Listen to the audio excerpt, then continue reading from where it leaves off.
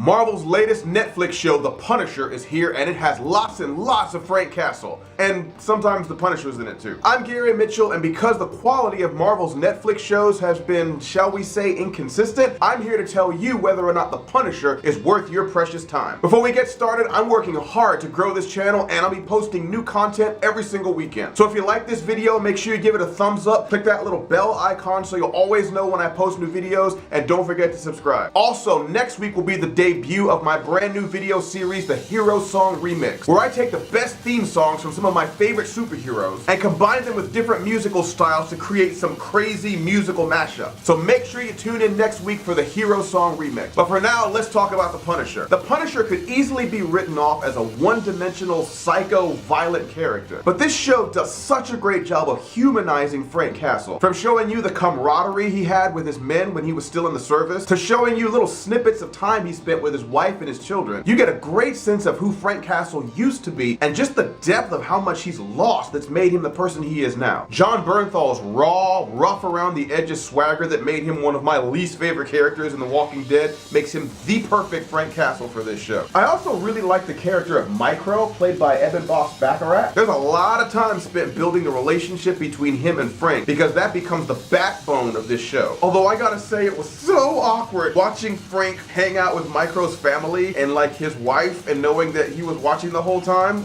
Ugh. Karen Page is back and great as ever, serving as the link between the Punisher and the rest of the Marvel Netflix universe. I also appreciated the character Agent Dina Madani and her partner Sam Stein. And even though their kind of story arc didn't add quite as much to the show as it could have, I still always appreciate seeing strong, multi-layered female characters of color in positions of leadership. What I like about The Punisher is it's brave enough to embrace dealing with some really difficult modern issues. This show really digs into how many military veterans come home after serving in combat and have a really difficult time assimilating back into civilian life. We also have to deal in this show with the question of whether or not guns kill people or people with guns kill people and what to do about that. We all know that terrorist attacks and mass shootings are a heartbreaking, crappy fact of the world that we live in today. And while I personally have never really had a whole lot of sympathy for the people that perpetuate those kinds of crimes, there's a character in this show we follow named Lewis who challenged me to think about that. He comes home from serving in the Middle East plagued by nightmares, PTSD, and feelings of loneliness and abandonment, and we get to follow his journey from a lost military veteran in group therapy to becoming a full-on Unabomber terrorist. Although at the end of the day, sorry Lewis, but there's thousands and thousands of other veterans that struggle with the same stuff that you do, and they don't decide to blow people up. Also, random cool fact,